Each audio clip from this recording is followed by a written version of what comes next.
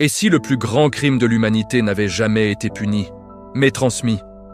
Et si le feu, ce symbole universel du progrès, de la technique, de la raison, n'avait pas été un don, mais un vol? Dans la mythologie grecque, un titan ose défier Zeus, le roi des dieux, pour offrir aux hommes ce qui allait les faire sortir de l'animalité. Son nom est Prométhée. En échange de cet acte de bravoure, il est cloué à un rocher sur les sommets du Caucase, son foie dévoré chaque jour par un aigle, avant de se régénérer chaque nuit pour que le supplice recommence, éternellement. Mais pourquoi un châtiment si terrible pour un bienfait? Pourquoi le progrès semble-t-il toujours accompagné de souffrance? Et si Prométhée n'était pas seulement un dieu de la mythologie, mais le miroir tragique de notre humanité, de nos ambitions, de nos créations et de nos tourments? Aujourd'hui, nous allons plonger dans l'histoire fascinante de ce titan, de sa révolte à son supplice, pour comprendre pourquoi, des milliers d'années plus tard, son histoire résonne encore si fort en nous. Pour comprendre la complexité du mythe, il faut remonter à ses origines. C'est chez le poète Hésiode, au 8e siècle avant notre ère, que l'on trouve les premières versions écrites de l'histoire, dans ses œuvres monumentales, la Théogonie et les Travaux et les Jours. Hésiode nous dépeint un âge d'or, une époque révolue où les dieux et les hommes vivaient en harmonie. Il n'y avait ni travail, ni maladie, ni vieillesse. La terre, généreuse, offrait spontanément tout ce dont les mortels avaient besoin. C'était un paradis perdu. Mais cet équilibre parfait va être brisé par un acte de défi. Lors d'un grand banquet à Méconée, où l'on devait fixer pour toujours les parts revenant aux dieux et aux hommes lors des sacrifices, Prométhée intervient. Ce titan, connu pour sa ruse et son amour pour l'humanité, tente de tromper le puissant Zeus. Il présente deux offrandes.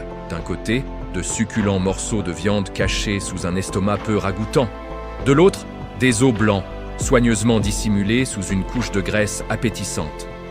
Zeus, bien que voyant la ruse, choisit sciemment les os, trouvant là le prétexte parfait pour déchaîner sa colère. Sa vengeance est immédiate. Il prive les hommes du feu, les condamnant au froid, à l'obscurité et à la nourriture crue. Face à cette punition qu'il juge injuste, Prométhée prend une décision qui va changer le destin de l'humanité. Il monte sur l'Olympe et dérobe une étincelle du feu divin, qu'il cache dans le creux d'une tige de férule, une plante à la moelle sèche qui se consume lentement. Il rapporte ce trésor aux hommes. Ce geste est l'acte fondateur de la civilisation. Avec le feu, les hommes peuvent cuire leurs aliments, forger des outils, construire des cités, se chauffer. En un mot, ils peuvent commencer à maîtriser leur environnement. Mais ce progrès a un prix terrible. La colère de Zeus s'abat en une double punition. D'abord, Prométhée lui-même est capturé et enchaîné au sommet du Caucase pour son supplice éternel. Ensuite, pour punir les hommes d'avoir accepté ce cadeau volé, Zeus leur envoie un beau mâle, une créature irrésistible nommée Pandore. Elle porte avec elle une jarre contenant tous les maux de l'univers, le travail pénible, la maladie, la souffrance, la vieillesse. Une fois la jarre ouverte, ces maux se répandent sur la terre, mettant fin pour toujours à l'âge d'or. Seule l'espérance reste prisonnière au fond du récipient. Le message d'Hésiode est clair et plutôt pessimiste. Chaque progrès a son revers. Chaque bien est indissociablement lié à un mal. Le feu, qui permet à l'homme de s'élever, est aussi ce qui l'arrache à son innocence originelle et le condamne à une vie de labeur et de souffrance. Pour Hésiode, vouloir dépasser sa condition de mortel est un sacrilège, une faute originelle dont l'humanité paie encore le prix. Le progrès n'est pas un cadeau, c'est une condamnation. 3 siècles après Hésiode, à Athènes, le grand tragédien Échille reprend le mythe et le transforme radicalement. Dans sa pièce Prométhée enchaîné, le titan n'est plus ce personnage rusé et un peu ambigu. Il devient un héros magnifique, un bienfaiteur de l'humanité, un martyr du savoir et du progrès. La pièce s'ouvre sur une scène terrible. Prométhée est cloué à son rocher par les serviteurs de Zeus, force et violence. Mais au lieu de se lamenter sur son sort, il expose fièrement les raisons de sa rébellion. À travers ses paroles, Échille nous dresse un portrait saisissant de l'humanité avant son intervention. Les hommes, dit-il, vivaient dans l'obscurité, sans conscience, comme des enfants aveugles, ou des fourmis grouillant sous terre. Ils avaient des yeux, mais ne voyaient rien, des oreilles, mais n'entendaient rien. C'est Prométhée qui leur a tout donné, pas seulement le feu. Il leur a enseigné les arts, l'architecture pour construire des maisons, l'astronomie pour lire les étoiles et comprendre les saisons, les mathématiques, l'écriture et la mémoire pour préserver le savoir. Il leur a même offert la médecine pour soigner leurs maux. En somme, il a fait passer l'humanité de l'état de bête à celui d'être pensant. Il est le véritable créateur de la civilisation. Mais c'est là que réside toute la tragédie. Prométhée, celui qui a donné la raison aux hommes, est aussi celui qui connaît l'avenir. Il possède un secret terrible. Il sait comment Zeus pourrait être détrôné. C'est sa seule monnaie d'échange, son unique levier contre le roi des dieux. Et pourtant, malgré ce savoir immense, il reste enchaîné, impuissant face à sa propre douleur. Car même la connaissance la plus élevée ne peut rien contre la fatalité, contre le destin, qui est une force supérieure même à Zeus. Échille pose ici deux questions fondamentales qui traverseront toute la philosophie occidentale. Le savoir peut-il vraiment nous libérer ? Et jusqu'où peut-on chercher à connaître sans transgresser les limites de notre condition, sans défier l'ordre du monde ? La réponse d'Échille est sombre, profondément tragique.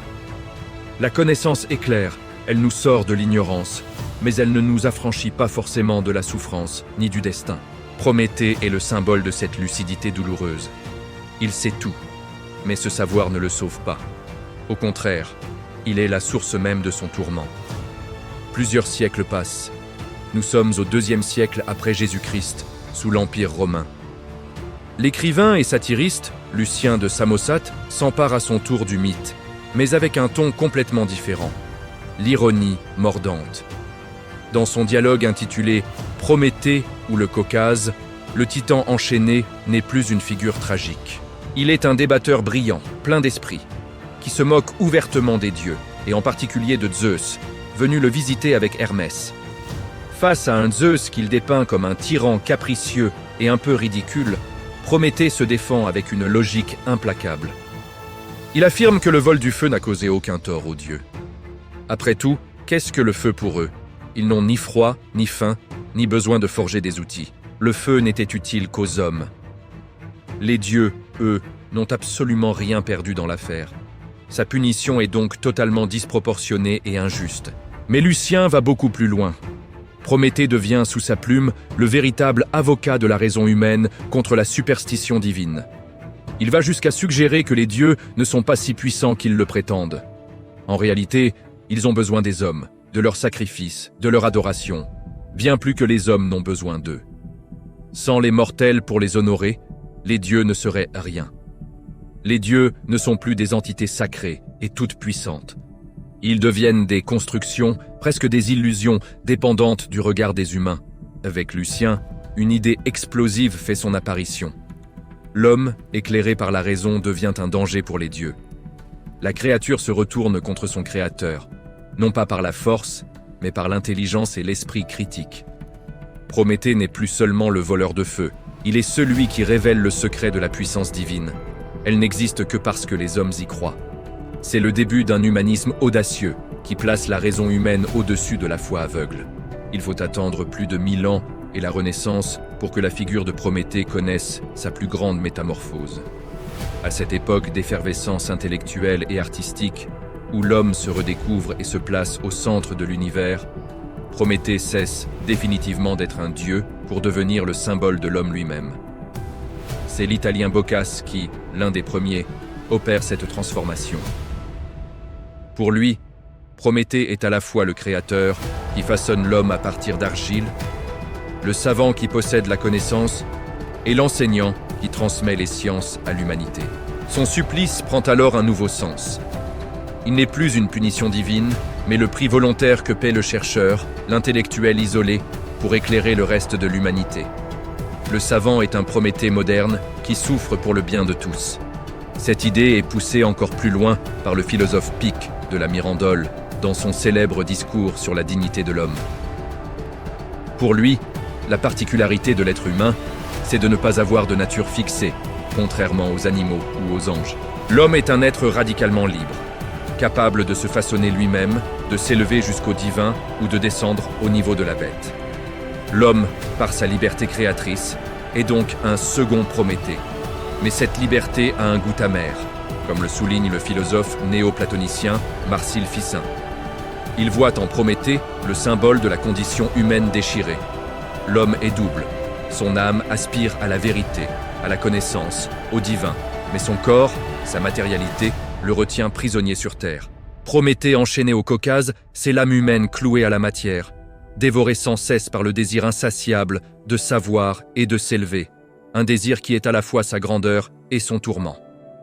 Enfin, avec le philosophe et moine Giordano Bruno, Prométhée devient une figure ouvertement révolutionnaire.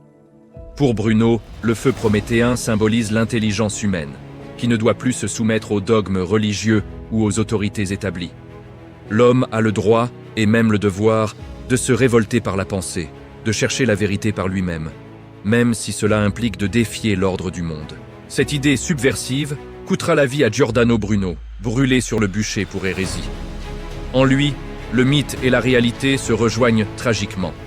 À la fin du XVIIIe et au début du XIXe siècle, le mouvement romantique s'empare de la figure de Prométhée pour en faire l'incarnation de ses propres idéaux et angoisses.